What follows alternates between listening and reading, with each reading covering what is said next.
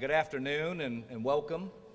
My name is Danny Ludeman. I think I know most all of you in the room, and I'm just very, very grateful for your participation and attendance here today for our press conference and for our introduction of the Concordance Academy and Institute. And what better location, I think, to have it than the Missouri History Museum to launch what really is a historic initiative. The Concordance Academy and Concordance Institute represent the very first public-private academic partnership of its kind ever done in our country. Our goal is to dramatically lower reincarceration rates, which have plagued this country for decades. And the time has come to address this devastating problem, which literally affects about 100 million Americans if you count all those that are involved in the justice system and their families. And so the problem is this: roughly 70% of those individuals released from prison across the country every year return within a 3 to 5 year period, with the largest percentage of these returning in the first year. And this rate has not dropped materially in over 30 years. And that, my friends, is criminal. This creates huge collateral damage to so many. You have families destroyed, communities annihilated, children turned over to foster care, huge unemployment, thus making it easily one of the top 3 social problems we face in our country today. The cost of incarceration represents the second fastest expense increase for states, only surpassed by Medicaid in the country. Now, many of you may be surprised to hear this problem is so big. I know I was. And this is because there is very little transparency on this problem. No one literally talks about this. Yes, we may talk somewhat about how fast our prisons are growing. Yes, we may know someone who has been incarcerated, perhaps a friend or family member. Or yes, we may be familiar with certain TV shows or movies like Shawshank Redemption or The Orange is the New Black. However, very little visibility is given to the problem. But the tragic consequences of reincarceration will not be ignored anymore. It ends today. So today is about introducing something that has never been done before, with the Concordance Academy building off the great work of Project COPE, providing a holistic, integrated, evidence-based set of solutions tailored specifically to each participant's needs, including, and there's 7 of them, cognitive and life skill therapy. Second, education, employment readiness, which we're partnering with St. Louis Community College and Rankin. Third, guaranteed employment upon release from prison. So we will have our own employment agency that'll be part of the academy, and we will have contracts with regional employers. Fourth, we'll offer substance abuse, both inpatient and outpatient. Fifth, mental health treatment. Sixth, housing. And then a whole host of services under what we're calling life in the community. And this will include having our own staff lawyers, a chaplain, health and wellness programs, family support, house of worship, volunteers, with over 50 houses of worship committed already and growing. And finally, a volunteer program giving the Academy participants an opportunity to give back. The Academy will be working in partnership with the Concordance Institute, which will be run by Washington University's Brown School, the #1 ranked social work school in the country. The Institute will be led by Dr. Pettus-Davis, who will speak to you all in just a moment. The Institute will also have a scientific advisory board consisting of the best minds in the academic field on reentry across the country. And so the Academy will be able to tap into this wealth of knowledge and evidence-based practices that have been effective in lowering reincarceration rates. I will serve as president and CEO of Concordance Academy beginning May 1, like in, I guess it's 2 days, as my full-time second career since retiring as president and CEO of Wells Fargo Advisors just a little over a year ago. I've often said, when a spotlight is focused on a need in our community, I've never seen a group rally to address the need than St. Louisans. I mean, time and time again, it's incredible. And this is another perfect example of that. Our solution has broad-based support from the business, civic, academic, political, and house of worship communities, and it has been so amazing to me to see our community come together. United behind the Academy, united behind the Institute to solve this problem once and for all. The stars have perfectly aligned today, and our community will be the better for it. I am absolutely convinced that we will reduce reincarceration rates dramatically, thus restoring literally thousands of individuals, families, and entire communities, while having the biggest impact, bar none, on reducing crime in the St. Louis region. The St. Louis community and the state of Missouri have the opportunity to lead the rest of the nation in solving this problem. Our goal is to focus first and foremost on the St. Louis region, including the city of St. Louis, the county of St. Louis, and St. Charles County, and then to create franchises in other locations in the state and eventually throughout the entire country. I do want to thank our governor, Jay Nixon, who does send his regrets for not being here, for his huge support of the Academy and the Institute. And I want to thank especially Director George Lombardi. Where's George? Right here. He's one of our panelists. Just stand up for a minute, George, if you would.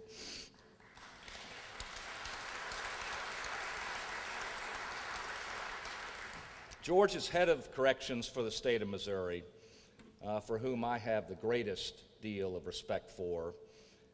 I've worked with him now from the very beginning of this process, which has been over 10 months now, and he's provided his entire executive leadership team for support. But just watching his care and guidance at work has inspired me greatly.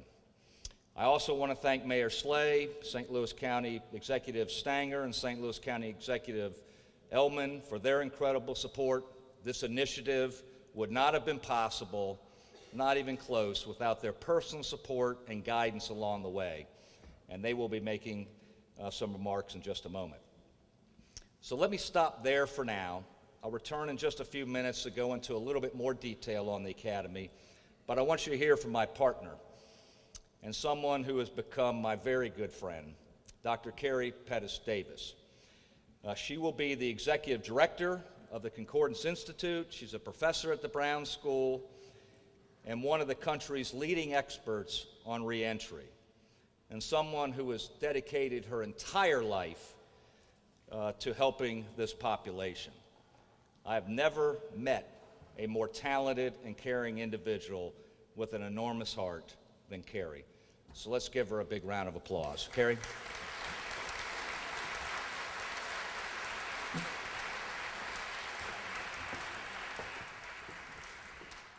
Good evening. It's so great to see you all here. The first time I spoke with a Department of Corrections official, I was trying to convince him to let me intern in the prison system. Skeptical of my intentions, he grilled me, asking questions I've been asked many times since. Why do you want to work in the prison system? Do you have a family member in prison? A friend in prison? Young lady, have you been to prison? My answers to all of those questions were no, although I'm still not quite sure he believed me. I wanted to work in the criminal justice system because my gut told me then and what data has continually confirmed for me for almost 20 years since that conversation, is that when people get out of prison without appropriate supports, they don't do well. Many commit more crimes, and most end up back in prison or jail. This cycle of incarceration and reincarceration is so pervasive that 10 million people in the United States go in and out of jails and prisons every year. And there is an important, sobering realization to that. Incarceration does not just impact the individual who is imprisoned. Incarceration can also devastate the lives of people who have never engaged in crime. Research shows that incarceration of a loved one can send a family into unrelenting poverty. Children of the incarcerated into a cycle of emotional, behavioral, and academic problems, and communities with high rates of incarceration into sustained economic and social deprivation. Given what we know about the wide and dramatic reach of incarceration, it would be socially and morally inept to ignore the need for our communities to pool substantial resources to address reincarceration. As Danny mentioned, nationally, 77% of all released prisoners end up back in jail within 5 years because of the lack of appropriate reentry supports. But let me tell you, prisoner reentry is not a quick and easy issue to address, and looking to history and other countries offers us few guideposts. That is because high rates of people releasing from prisons back to communities in this country is unprecedented. And prisoner reentry as a major social issue is a uniquely American experience. The United States is the world leader in incarceration. Our incarceration rates surpass every developed country in the world by tens of thousands. And although the United States makes up only 5% of the world population, 1 in 4 of all prisoners in the world are in an American prison or jail. The good news is that while incarceration rates have skyrocketed, some organizations and researchers have diligently worked to create effective programs to reduce incarceration.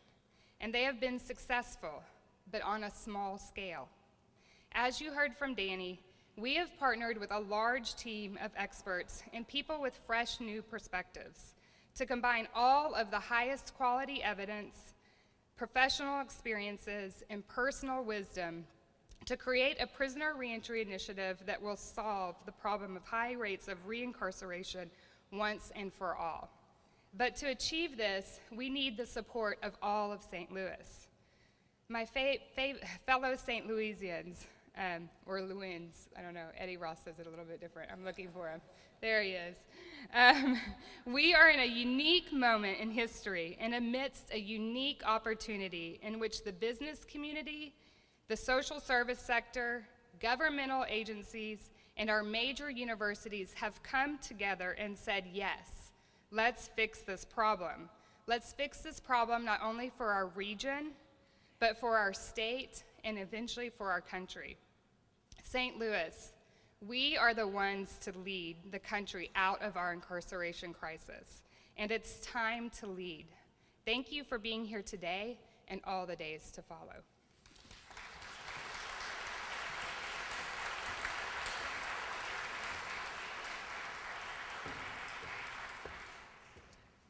Thank you, Carrie. I can say without a doubt that none of this great work would have occurred without your expertise and tireless effort, so no one deserves more credit than you for what we're introducing to all of you this afternoon. Absolutely no one. I'd also like to thank Chancellor Mark Wrighton of Washington University and Eddie Lawler. Eddie, will you stand up? Where's Eddie? I just saw him a minute ago. There he is. Eddie's the Dean of the George Warren Brown School of Social Work. I want to thank both of them for not only their huge support and commitment to the Academy and Institute, but for also introducing me to Carrie. Now I'd like to invite St. Louis County Executive Steve Stanger to the podium to make some comments, so let's give him a big round of applause.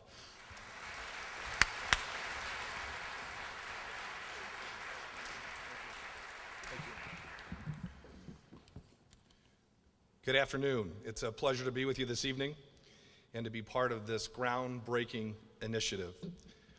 I commend Danny and Dr. Carrie Pettus-Davis and their team for their leadership and vision in launching this, the first public-private academic partnership of its kind in the nation to help men and women successfully return to our community from prison. As a former member of the Criminal Defense Bar for about 17 years, I can tell you personally that there's a great need for these kinds of services. Last year, there were nearly 32,000 adults living in Missouri prisons. More than 90% of those individuals eventually returned to communities across our state. Of those, about 20% live in the greater St. Louis area. The transition from prison life can be challenging, especially for those who have been incarcerated with long sentences. Family members have died or grown apart, relationships have been damaged, and individuals don't have safe environments to which they can return. Too often, this results in homelessness and a high risk of reoffending and recidivism. In order to be successful, many returning adults require support to meet the challenges of unemployment, housing, and rebuilding relationships. And that's where this program steps in. Danny, Dr. Carrie Pettus-Davis, and their team are committed to help provide the service that justice-involved adults need to succeed in our community. Men and women returning from incarceration need help to rebuild their lives. The Concordance Academy of Leadership and the Concordance Institute for Advancing Social Justice are about second chances and new beginnings. The needs are urgent, and I hope all of you will join and support this effort. Thank you very much.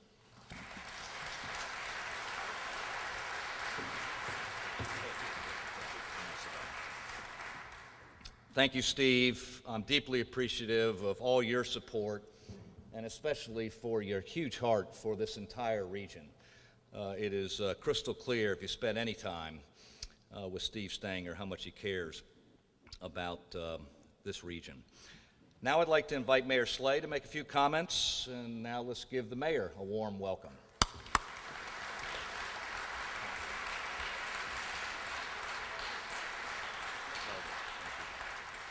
Well, good afternoon and welcome. It's really good to be with two other regional leaders, Steve Ellman and Steve Stenger, and to join with all of you on such an important issue for the entire St. Louis region. And I want to especially thank Danny Ludeman and Dr. Carrie Pettus-Davis and the team for your interest and dedication to this very important issue of helping people released from prison find a path to building active and productive lives. And I'm very encouraged to see so many people from throughout the St. Louis area here interested in this important topic. The goal of this new initiative is to sharply reduce the cycle of incarceration or recidivism in our community and in our nation. This is not a new problem. Rather, it's a cycle that is repeated over and over again, generation after generation in our society. Some of these offenders are adults, others are teens. Both face similar challenges, like finding a job after a run-in with the law or reconnecting with a family. In too many cases, many return to a life of crime and end up back in prison, presenting both a public safety issue and a drain on local resources. Consider this. In 2011, the Missouri Department of Corrections found the statewide recidivism rate to be 47%. Here in St. Louis, it was even higher at 51%. I'm optimistic that this joint initiative, coupled with the ex-offender reentry programs in the city of St. Louis, will over time help to restore thousands of individuals, families, and communities. In turn, it will also reduce crime in our region. The unemployment rate across the country is nearly 7 times higher among former prisoners compared to the general population. Here in Missouri, unemployment is particularly risky because 72% of former prisoners who never had a full-time job, once they got out of prison, I'll start over again on this one. Here in Missouri, unemployment is particularly risky because 72% of former prisoners who never had a full-time employment once they got out of prison, returned to prison after just 2 years. I applaud the Concordance Academy bold objective to reduce incarceration by 33%. To achieve it will take the involvement and support of every sector of our community: business and civic leaders, education leaders, elected leaders, nonprofits, churches, and neighborhoods. And I see them all well represented here this evening. We need everyone coming together to build a better society and better opportunities. And one of the ways to do that is to help the formerly incarcerated get back on their feet to be productive members of our communities. We can do it, and we must do it together. The City of St. Louis continues our commitment to reentry programs. I know Bill Seedoff is here, our former Human Services Director, and Eddie Roth is here as well, our current Human Services Director. And through Project Reconnect and our association with Sister Carlene Reck, who's here, and the Criminal Justice Ministry, we have been hard at work on this issue. But we need more efforts, more resources, more people involved, and I'm very pleased to see this effort being undertaken and launched. I know that Concordance Academy will become the latest example of the commitment to put young men and women on the path towards self-sufficiency, dignity, and prosperity. Danny and Carrie, thank you for your dedication and commitment, and we're with you.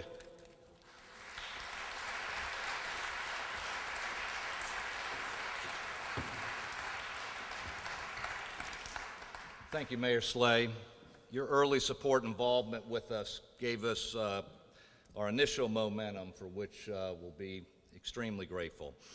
Now I'd like to invite St. Charles County Executive Steve Ellman to make some comments. Let's give him a huge round of applause.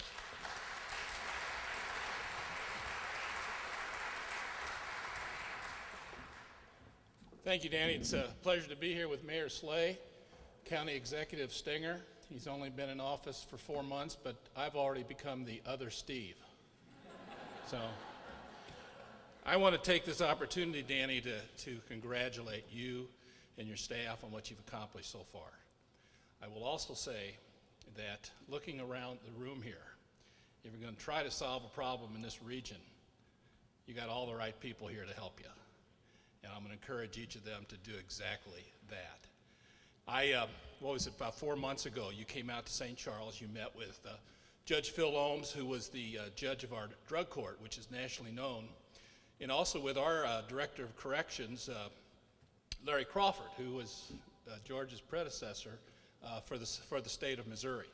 It didn't take long for you to convince those two people that this is a great idea.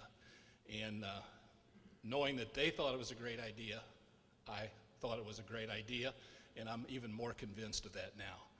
I have a kind of unique perspective on this issue because, I don't know if you know this, but before I became county executive, I was a circuit judge for 3 years. And I read a lot of pre-sentence investigative reports. I saw a lot of stories. It was very depressing. It was so depressing that I gave up 5 years of a 6-year term to get off the bench and get in county government and hopefully get somewhere where we could address these problems and make those pre-sentence investigations look a little bit better. And this is a good example of that. I'm totally committed to this project. St. Charles County will be helping you with this project. You just let us know what you need.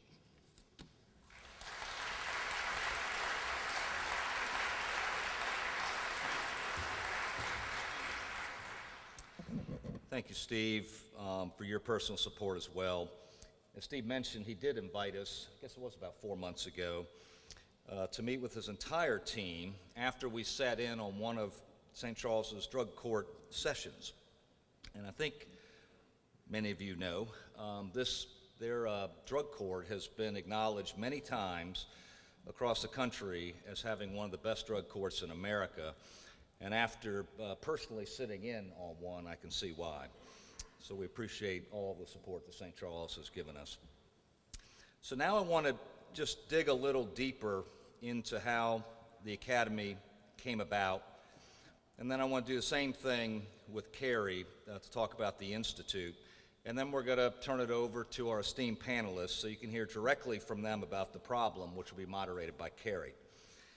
And so what I want to do is kind of take you back. We started with the final chapter of this story, to date anyway.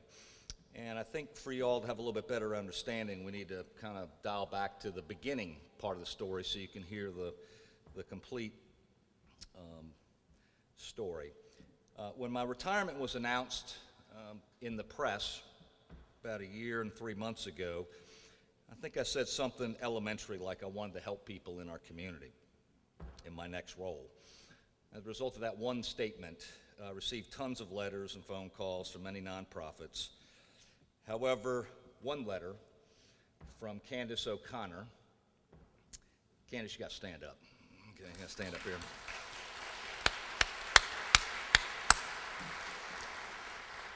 Candace O'Connor is the chairman of the board of Project COPE, and her letter stood out from all the rest. It was one of the most heartfelt letters I've ever received in my entire life. I didn't realize at the time, though, that she was a Pulitzer Prize-winning author, so that might have something to do with the letter being written so well. But they were searching for a new executive director at Project COPE, which is a small nonprofit serving men and women re-entering society from Missouri State Penitentiary System. And they've been doing incredible work now for over 30 years, specifically providing case management, housing, and most importantly, they've established a network of volunteers from houses of worship in the St. Louis community, both churches, synagogues, and mosques. And they assign one of these teams to each partner for a year. And it was in this meeting with Candace that I first became aware of the problem. And I've oftentimes said, I've used the analogy of being the sleeping fish. My eyes were open, fish sleep with their eyes open, right? So my eyes were open, but I didn't see this problem. And so in my first meeting with Candace and Adrienne Dennison, where's Adrienne? She's here, I saw her earlier. Stand up, everybody. The former director of Project COPE, it just moved me greatly. And however, given my immediate plans to pursue my divinity degree at Covenant Seminary, I told Candace that I couldn't serve as their executive director, but I would help them with their strategic plan, which is a passion of mine. So we started our planning process in January. Our team was formed, which eventually grew at various points to over 70 individuals. Mark Wrighton referred Carrie to me. The governor committed his chief of staff and then introduced me to George Lombardi, who offered his team to us. The mayor and his team, including the chief of police, Sam Dotson, became involved. The county of St. Louis joined as well, and then St. Charles County. Carrie Nelson, I don't know if Carrie Nelson's here or not. I saw Scott, but I don't know if Carrie's here. But she's the head of the financial services practice at Ernst & Young, and she's also agreed to go on our board. She provided a huge number of pro bono project management hours. Like months. And I think that's my new favorite Latin phrase, pro bono. When you get on the nonprofit side, you appreciate those things a little bit more. And then we put a large team of executives together at Wells Fargo Advisors. We had Atul Kamra, Chris Maloney, Eddie Queen, David Stump, Jamal Seward, Scott Nelson, and many others. Then St. Louis University joined, then UMSL, then the Rome Group, and then a number of individuals who I hired who have tons of experience serving this population. Adrienne Dennison was one of the first. Annie Greer, where's Annie? Is she here? Maybe on the side, right there. Annie Greer. Elizabeth Williams, Chris Deason over here, Ben Hanna, and Leandra Martinez. So the purpose of the group, in terms of the strategic plan, was really trying to answer just one question. And that was, with proper leadership, resources, and evidence-based practices, could we dramatically lower reincarceration rates? And to do it in a scalable fashion. So in September, literally after 9 months of research from this incredibly talented team, we concluded the answer to this question was a resounding yes. And it's important to mention that we started from a place that first determine what programs and services would be necessary to solve the problem, literally unfettered with regard to cost initially. Next, we added up all the services and treatment costs and determined that the cost per academy participant would be roughly $15,000 per participant once operating at full scale, or roughly $9 million to pre-fund the academy for the first 3 years of operation. And so that was our goal, and that's what I spent about 4 months of my life doing, was going around hitting a lot of you in this room up for money, because I wanted to make sure we had the ability to not cut services, but to actually make sure that this would have lasting viability. And I'm pleased to announce we have raised $8.5 million of our total to pre-fund the academy for the next 3 years.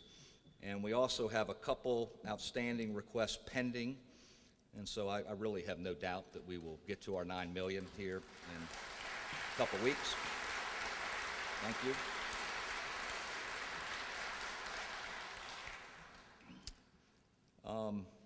And I will acknowledge our supporters at the very end. There's a list in your brochure. There are a lot of people. I'm not going to be able to acknowledge all, but I'll do that at the very end after a panel. But the reason it costs so much in terms of the academy is you're addressing a very complicated problem, as Carrie mentioned, with many issues and needs in play. This is exactly the reason why so many efforts have failed, focusing on just 1 or 2 services. And I would say it really defines many organized efforts throughout this country to solve complicated social issues like poverty or educational attainment for teenagers. There are no simple formulas, but a holistic approach is necessary that realistically addresses the web of factors at work. Specifically, in working with the justice-involved population, broadly stated, you have what I've referred to as 3 concentric circles at work. In the first circle, you have socioeconomic factors, broken families, poverty, crime, low educational attainment. But the fact is, most individuals from this background never commit a crime. So there are other factors at work. So in the second concentric circle, you have these items known as criminogenic factors. I must admit I didn't know what the word meant a year ago. But these are factors that lead to crime. And I think the one that probably most of us can relate to is trauma at a very young age is highly correlated to crime. And then finally, you have a third concentric circle, which involves the effect of incarceration on cognitive thinking.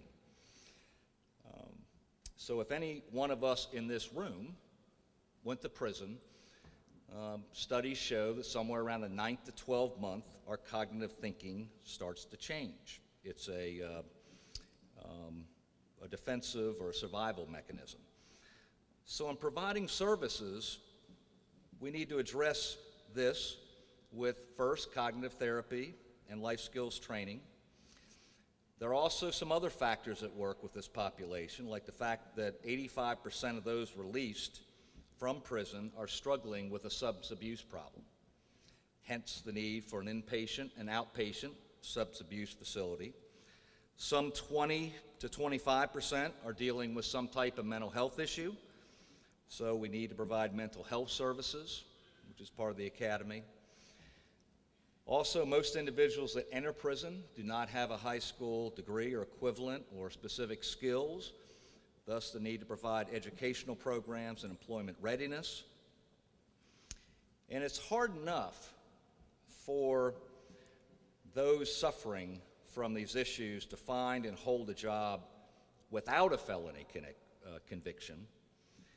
And as the mayor said, with a felony conviction, this is absolutely the most unemployed group of individuals in the country. They may be out of prison, but the stigma of being a felon continues to imprison them in our society. So hence our focus on providing this group with employment immediately upon release, following some in-classroom training and treatment. There's also a strong need for stable housing to make sure that they're in safe, stable housing away from bad influences. And finally, we need the support of the entire community to wrap their arms around these individuals and provide love and trust and to truly give them a second chance. Thus, the service sleeve we're calling Life in the Community. We've also determined the mission of the Academy, or what we want our competitive advantage to be at the Academy, is to know and understand the justice-involved population better than any other nonprofit on the planet. And so, I think you need to understand them in order to serve them properly. And so I realize it's a pretty audacious statement. So how do you go about doing that? You can't read a couple research reports, a quarter. And that's really when the discussions began with Carrie, which was her brainchild, by the way, in the establishment of the Institute at WashU. So the Institute will focus on understanding this population intimately and on delivering the best evidence-based practices. They will scientifically evaluate our results using the gold standard of academic evaluation, including control groups. And finally, the Institute will focus on innovation and public policy, which you'll hear a little bit more about from Carrie. All of the services, I want to make sure that this point is crystal clear, all of the services that we will be offering at the Academy will first be researched and reviewed by the Institute to assure that we have evidence-based research before implementation. So just a little bit more detail, then I'll turn it over to Carrie. The Academy will be an 18-month program with a graduation involved as well. It'll be offered to both men and women. The Academy will actually start in prison 6 months prior to their release. We will have 3 of our teammates, our own employees, that will actually have their offices in these 3 prisons, which is where we'll start. And we're focusing on those prisons that tend to release the most to the St. Louis region. Our initial discussions, not yet finalized, are to focus on, our hope is, the Eastern Correctional Facility in Pacific, Missouri, Bonne Terre, these are both men facilities, and then finally Vandalia, a women's facility. We'll begin our cognitive therapy and educational and employment readiness programs in prison with the St. Louis Community College helping us in Rankin. We want to ensure every Academy participant has their high school equivalency upon release. Then our program will continue for 12 months more with the other services mentioned being delivered. And the reason we're focused on 12 months is that period does represent the largest percentage of people that do reincarcerate. The largest percentage occurs in that first year. We will take 60 Academy participants our first year, and our hope is to have the first class in December of this year. We'll take 80 the second, and then 110 the third. 1/3 will be women, 2/3 will be men.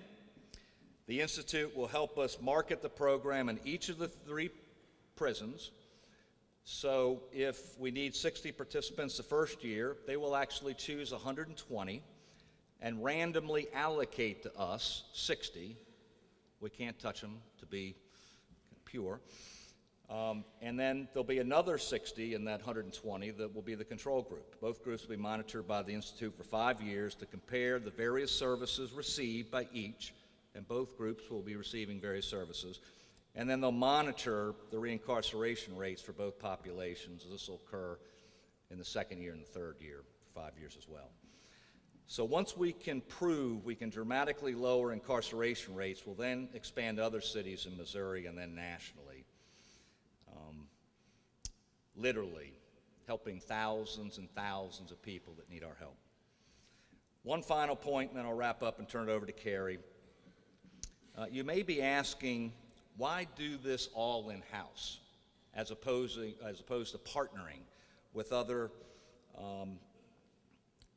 service providers in our community? This actually was our initial plan. We probably 3 months into it, a lot of you in this room that were responsible for this, that was kind of the idea. My business experience says let's focus on a few things, do them well, and partner with others to fill in the necessary services. However, I spent about 3 months talking to a couple dozen providers of services in the community, and 3 factors became very apparent which led to the holistic integrated approach. First, many generic providers of services, and I give them a lot of credit for their openness, they told me there was something different about this population, which made it more difficult to be effective. In essence, saying they did not feel fully equipped or knowledgeable, based on those 3 concentric circles again, in serving this group.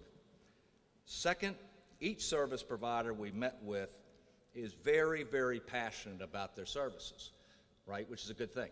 It's a wonderful thing. The problem, though, is each one of these service providers has about 4 to 10 ways to live life by. And so if we partnered with 5 or so groups, literally, the poor individual that went through all these programs would have to remember like 40 different ways to live life by, a daunting task. The point is they're not integrated. They're standalone services, which makes it very difficult. And finally, unfortunately, due to funding constraints, almost no one in the community really employs the gold standard in providing third-party evidence-based monitoring to prove the services they are offering are actually achieving their goals or their stated results. So that led us to adopt a unique, integrated, holistic model. And it's important to note we will use our resources solely on providing services and treatment that lowers incarceration rates. Absolutely. And this is how we will judge our success. And we will partner with other nonprofits serving ex-offenders by sharing our work in a very transparent and collaborative nature. I also want to thank Sister Carlene of Criminal Justice Ministries and Laura Toledo of Women in Transitions. You have Nancy McCarthy, the head of the parole system for our region. You also have Jessica Spitzer, who works in this area at MERS Goodwill. I want to thank all of them for their help and care and literally educating me over the last year. These organizations and individuals are doing wonderful things in our community. So now let me close by asking 3 things of you. First, I would like for you to take with you what you hear today and from our panelists and help us spread the word of this horrific societal issue. More people need to become aware of the problem. And the beauty of learning is once you learn something, you can't unlearn it, right? You can choose not to pay attention to it, but you can't unlearn it. Second, I would love for all of you to open your hearts and minds to this population. The stigmas and judgments are having a huge impact on the ultimate success of this population. We need to change our understanding and beliefs. Every single human was created in God's image. One of our 2 greatest commandments is to love our neighbor as ourselves. And forgiveness and grace were given to us by our Lord, and so we need to be overt about giving grace and acceptance to others who maybe made a bad choice once in their life. And all of us can make a huge difference. I adopted a partner as a result of Project Cope. Clarence, where's Clarence Dinkins? Stand up for me. This is my partner.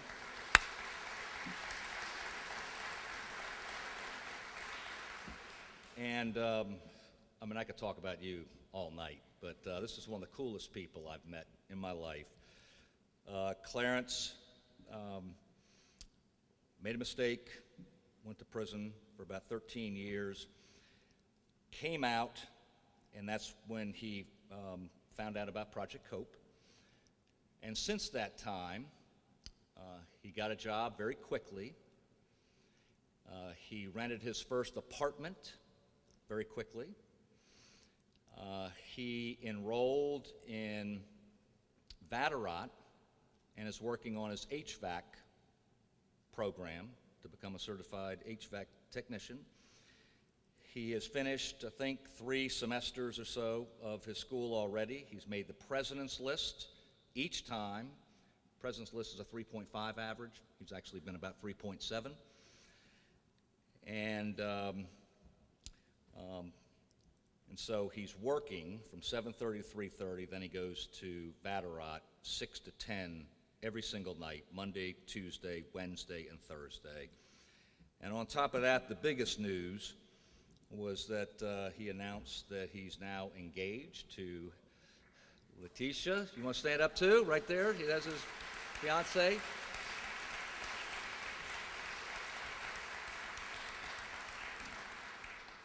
And we're, I think, high school sweethearts, so they reconnected.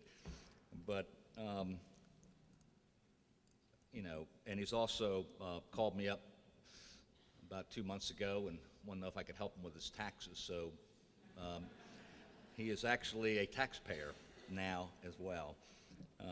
But the point in talking about Clarence is I love him as my brother. And I am so inspired.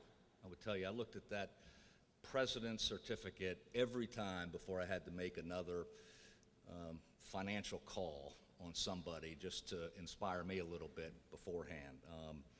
He is such an inspiration to me personally, and this is what I mean about opening your heart, opening your mind, giving individuals a second chance and truly loving them.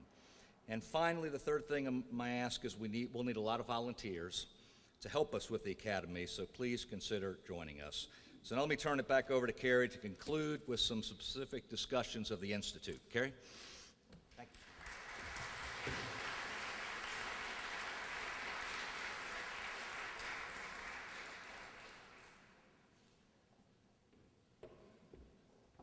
Okay, I'll be brief talking about how we got to the Institute.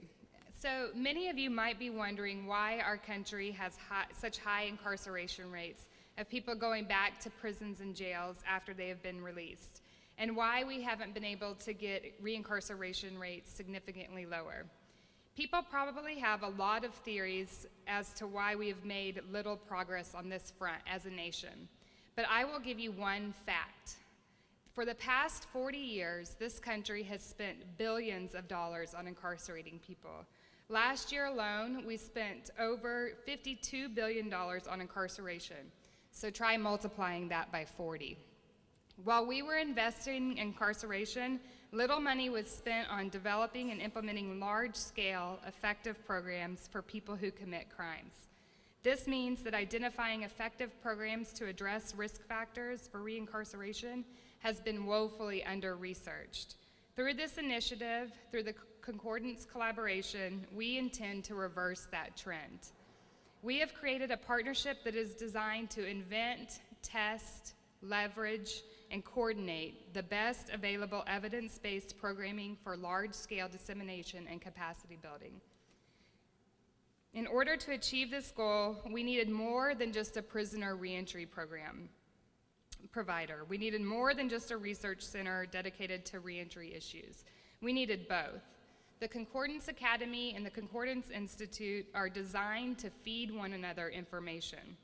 Through this partnership, frontline staff, program participants, program volunteers will all be able to provide instant, immediate feedback to researchers about their experiences in the field.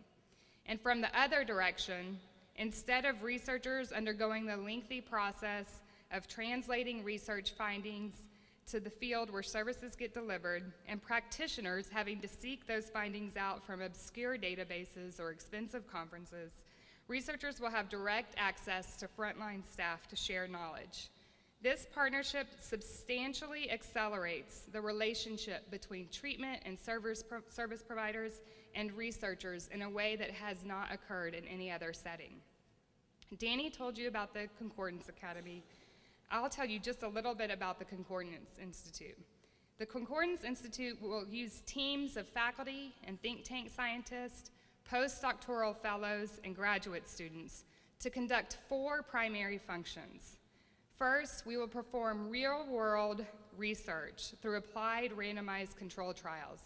Now, you might not know the technical term randomized control trial, but I'll tell you what that means. Randomized control trials are the gold standard in establishing effective treatments and practices. This type of research is the expectation in medical studies because it creates the greatest level of confidence that the treatments that doctors are providing are almost certain to be effective when appropriately applied. Yet for whatever reason, very few randomized control trials occur with evaluations of programs for reentering prisoners. If we are to redress high rates of reincarceration, we must apply research methods that will build a solid evidence base of what works, how it works, and for whom. Second, we will disseminate best practices.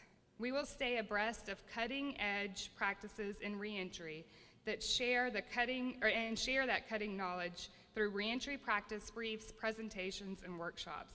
In this way, the Concordance Partnership will have a dedicated entity to staying at the forefront of knowledge in reducing the cycle of incarceration. Third, we will innovate. Unfortunately, although we know a lot about the complex issues that most people face who have gone to prison, we are still in the early stages of identifying the most potent interventions for improving a multitude of outcomes that reach beyond reincarceration.